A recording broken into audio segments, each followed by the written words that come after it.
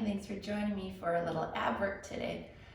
So we're gonna start either in a seated position, or you can sit on a chair to start if you're not able to get your spine nice and long and you feel like you're focused more on your hips. So once you get situated, again, you're gonna think head over your heart over pelvis, nice long spine. Go ahead, lift your arms up and put them on the back of your head.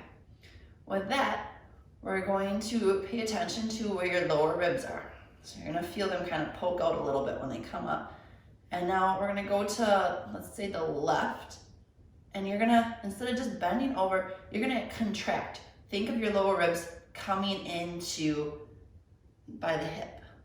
So you're moving this action by contracting, by actively thinking of getting them together. Inhale, come up. Exhale, other side. Again, think of the contraction, a side crunch here. And notice when you do that, if you go forward through the back, keep open through the chest, bringing it more into the side obliques. Inhale up. Exhale, contract lower ribs to the hip. Inhale up. Moving with your breath now.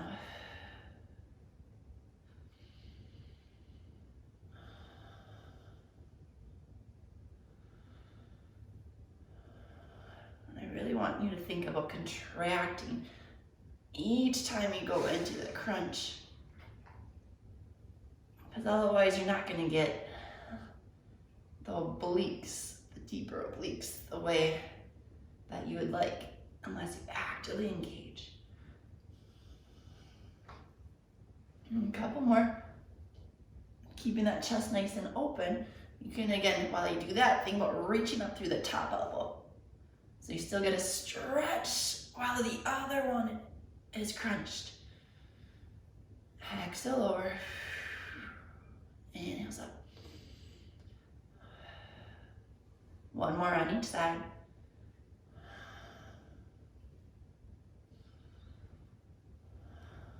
Good. And with that, inhale all the way up. Exhale, reaching down. Now, if you're seated in a chair, go ahead, come down to a mat. You're going to start with a nice tall spine again, and put your hands on your knees and then slowly lower back. If you begin to round your back, you've gone too far. Go where you can keep that nice spine. Once you got that, go ahead. Hands come up, away from the knees, palms face each other. Again, you can just stay here. I like to move, because if you stay still, sometimes you notice you might hold your breath. So if you move with your breath, it might bring a little more conscious to it. So inhale, lift the leg up. Exhale down. Inhales up. Exhale down. Again, moving with your breath. You can stay still. You can do this. If you want a little bit more, you can straighten the leg all the way. Or you can start with this and straighten one. Go with whatever modification you'd like. About 10 more seconds. If you ever need a break, just put your hands on your knees. Still engage the core though, just we'll take the weight off a little bit.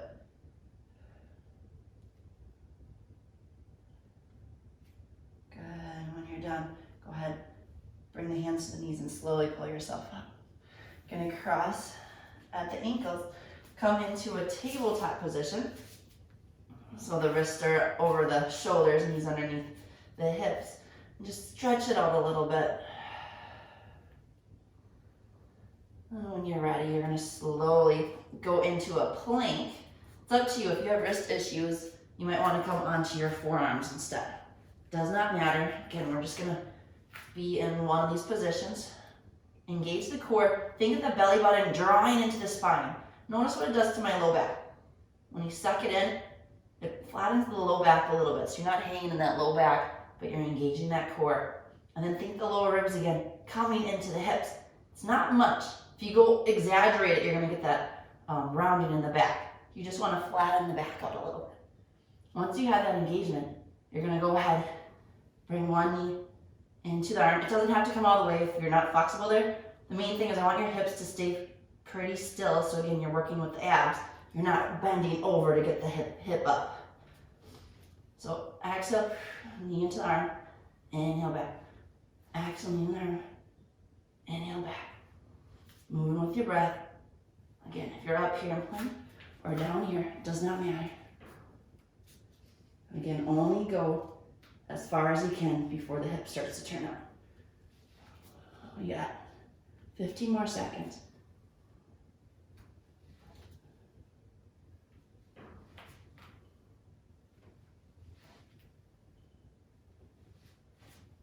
Good. And then to come down, just gonna put your knees down and go into puppy pose. So the arms go out wide and long. Hips stay up. Feeling a nice stretch here. Breathe. And when you're ready, go ahead, ground into your hands and your shoulders. They should be into your forearms and elbows. They should be about shoulder width apart. Go ahead, peel your shoulders up and stop it when they go on top of the elbows. From here, you're gonna slide one leg out and then the other. Engage the core while you go down into Sphinx pose.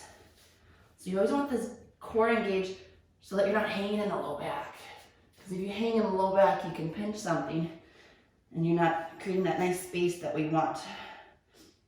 So if you have a hard time engaging the core and keeping that space that you're feeling some pinching in the low back, that's why I got this nice pillow. You can put that underneath the hips if you'd like, and that'll help soften so that you're not hanging in the low back. So you can keep the pillow here. If you don't need it, you don't have to use it. Main thing for Sphinx, push the pubic bone down into the ground, engage that core again, think the belly button coming up into the spine.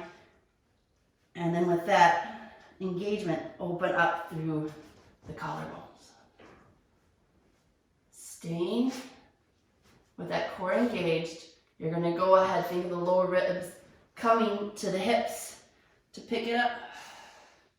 Inhale, slowly lowering it down, still engaging that core and open up to the chest. Exhale, lower ribs come down into by the hips. I'm already starting to shake. This is a lot if you're really activating everything. Go ahead with your inhale. Hips are gonna lower, engage that core yet, and come up. Moving with your breath. Exhale is gonna send you down. Inhale is gonna send you up. Few more here.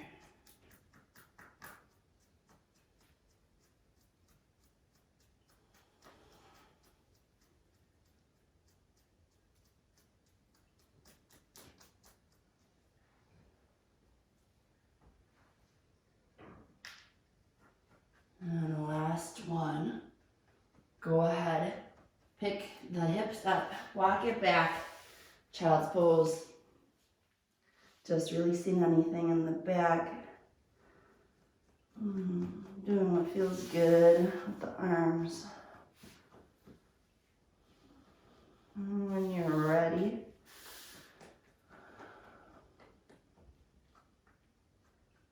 go ahead. We're gonna come back up and lower yourself all the way down to the ground. Go ahead, roll on over. And just be happy that you're able to get a little ab work, core work in today. To end our day, I'm going to have you think of Jesus Christ for this one. We're going to have our arms go out. However you envision him on the cross, it can be straight out with arms, it can be bent, palms face up. You can again have your knees together and the feet together, or if you want, you can cross them. Again, however your intuition kind of tells you how Jesus died on the cross for us. I want you to softly close your eyes. Just imagine how much love he must have had for us as each nail was driven into his hand and his feet. How much pain he must have been in for us. And he could have stopped. He could have said no at any point. But because of his unconditional love that he had for us, he stayed with it. He endured. And he loved the people even that were doing it to him. For he knew that he was in us and we were in him. And together we are one with the Father. So he did not hate. He loved us. You can stay here as long as you'd like, just to meditate on how much love that Christ had for us.